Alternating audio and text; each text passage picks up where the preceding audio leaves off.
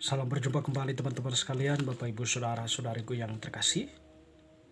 Pada kesempatan hari ini saya mengajak kita kembali lagi mempersiapkan sedikit waktu kita mendengarkan sabda Tuhan yang kita ambil dari Penginjil Yohanes bab 13 ayat 1 sampai 15. Yesus membasuh kaki murid-muridnya.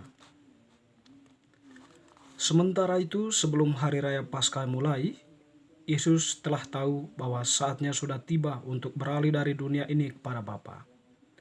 Sama seperti Ia senantiasa mengasihi murid-muridnya, demikianlah sekarang Ia mengasihi mereka sampai kepada kesudahannya.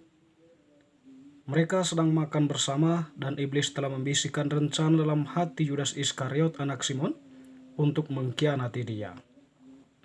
Yesus tahu bahwa Bapanya telah menyerahkan segala sesuatu kepadanya, dan bahwa Ia datang dari Allah dan kembali kepada Allah. Lalu bangunlah Yesus dan menanggalkan jubahnya. Ia mengambil sehelai kain lenan dan mengikatnya pada pinggangnya. Kemudian ia menuangkan air ke dalam sebuah basi dan mulai membasuh kaki murid-muridnya, lalu menyekanya dengan kain yang terikat pada pinggangnya itu. Maka sampailah ia kepada Simon Petrus. Kata Petrus kepadanya, "Tuhan, engkau hendak membasuh kakiku?"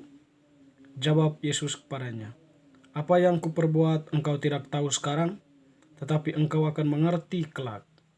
Kata Petrus kepadanya, "Engkau tidak akan membasuh kakiku sampai selama-lamanya." Jawab Yesus, "Jikalau aku tidak membasuh engkau, engkau tidak mendapat bagian dalam aku." Kata Simon Petrus kepadanya, "Tuhan, jangan hanya kakiku saja, tetapi juga tangan dan kepalaku." Kata Yesus kepadanya, "Barang siapa telah mandi, ia tidak usah membasuh diri lagi selain membasuh kakinya, karena ia sudah bersih seluruhnya. Juga kamu sudah bersih, hanya tidak semua. Sebab ia tahu siapa yang akan menyerahkan dia. Karena itu ia berkata, tidak semua kamu bersih." Sesudah ia membasuh kaki mereka, ia mengenakan pakaiannya dan kembali ke tempatnya. Lalu ia berkata kepada mereka, "Mengertikah kamu apa yang telah kuperbuat kepadamu? Kamu menyebut aku guru dan Tuhan, dan katamu itu tepat, sebab memang akulah guru dan Tuhan. Jadi jikalau aku membasuh kakimu, aku yang adalah Tuhan dan gurumu, maka kamu pun wajib saling membasuh kakimu. Sebab aku telah memberikan suatu teladan kepada kamu, supaya kamu juga berbuat sama seperti yang telah kuperbuat kepadamu." Demikianlah sabda Tuhan, terpujilah Kristus. Teman-teman saudara-saudari yang terkasih, Penginjil Yohanes yang kita dengarkan tadi mengisahkan kepada kita peristiwa perjamuan, atau dalam konteks perjamuan malam terakhir di mana pada kesempatan itu Yesus secara simbolik menunjukkan kepenuhan kasihnya kepada murid-muridnya. Jadi hal itu ditunjukkan lewat cara Yesus di mana ia membasuh kaki dari murid-muridnya itu. Jadi dalam peristiwa pembasuhan kaki itu, dalam tradisi waktu itu atau dalam kebiasaan pada waktu itu yang berhak membasuh atau yang mempunyai tugas kewajiban membasuh kaki itu hanya seorang hamba atau pelayan kepada tuannya, atau sikatnya itu orang yang agak tinggi dari yang lain posisinya, jabatannya, atau seorang murid kepada gurunya. Tetapi dari tindakan Yesus pembasuhan kaki yang dilakukan Yesus semacam berbanding terbalik Guru yang membasuh kaki murid-muridnya, Yesus yang membasuh kaki murid-muridnya.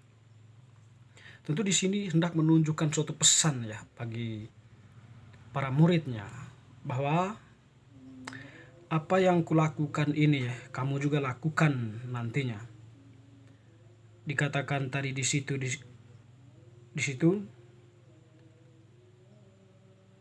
Jadi jikalau aku membasuh kakimu dan aku yang adalah Tuhan dan gurumu, maka kamu pun wajib membasuh kaki sesamamu, sebab aku telah memberikan suatu teladan kepadamu, supaya kamu juga berbuat seperti yang telah kuperbuat bagimu.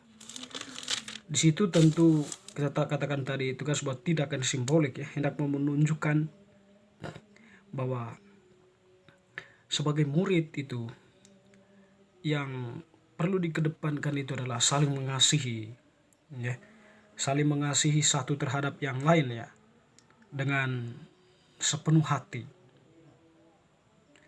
tidak atau saling mengasihi, saling memahami, saling mengerti dengan yang lain, tidak mendominasi, ya, dan juga tidak menganggap diri lebih baik dari yang lain, tapi berjalan bersama membangun suatu tujuan bersama yang mulia itu. Dan Yesus pun dalam hal ini, juga mau beri pesan kita sebagai murid-muridnya, tidak ada yang lebih tinggi, ya.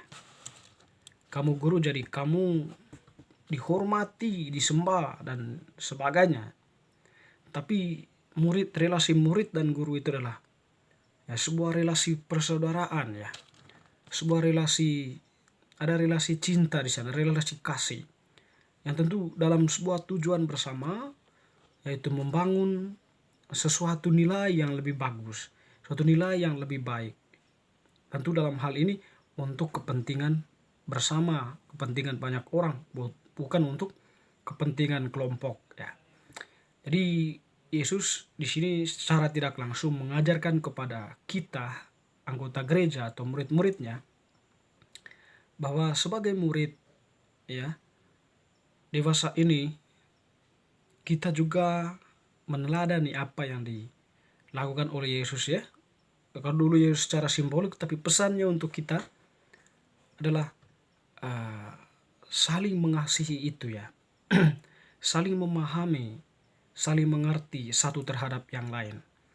Bukan seperti pengalaman-pengalaman bacaan-bacaan sebelumnya, di mana sikap dan tindakan orang itu sangat menonjol, ingin mendominasi yang lain, ya, atau ingin menunjukkan diri bahwa mereka lebih baik dari yang lain.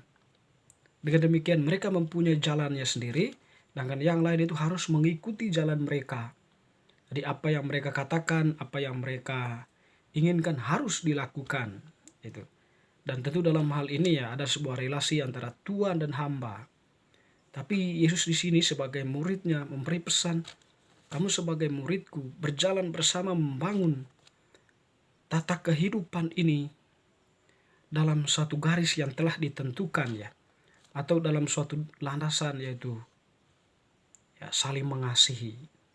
Itu yang penting, saling memahami agar bisa berjalan sesuai dengan harapan dan bisa mencapai tujuan yang diinginkan bersama. Teman-teman, saudara-saudari, tentu pesan juga, ya. Ini hanya mau mengkritik, ya. Mungkin di antara kita, saya, saudara, bapak, ibu semua, ya, tidak terlepas dari tindakan ambisi, ya, egoisme dalam diri kita masing-masing, ya, yang setidaknya sulit untuk membuka diri pada yang lain, yang tentunya juga menunjuk kepada tindakan sulitnya bagi kita untuk rendah hati, ya, terhadap sesama. Jadi kerendahan hati itu penting, ya, sebab dengan rendah hati kita sebenarnya memberi peluang pada yang lain untuk bisa berkembang, ya, untuk bisa berjalan bersama, ya. Tetapi ini sebuah kritik kepada kita kalau seandainya selama ini kita berada dalam situasi keterkukungan diri yang seperti itu. Kritik Tuhan hari ini dalam peristiwa pembasuhan kaki ini adalah setidaknya kita kembali merekonsiliasi diri kita, ya, dengan mencoba untuk melihat, merefleksikan tindakan Tuhan yang Dia sudah tunjukkan kepada kita bahwa Dia menghendaki agar kita itu saling mengasihi, agar di antara kita tidak ada lagi ambisi, keinginan lebih dari yang lain, yang memungkinkan kita tertutup bagi kehadiran yang lain, yang memungkinkan kita membanggakan diri sendiri, yang memungkinkan kita itu menjadi pribadi-pribadi yang tidak rendah hati.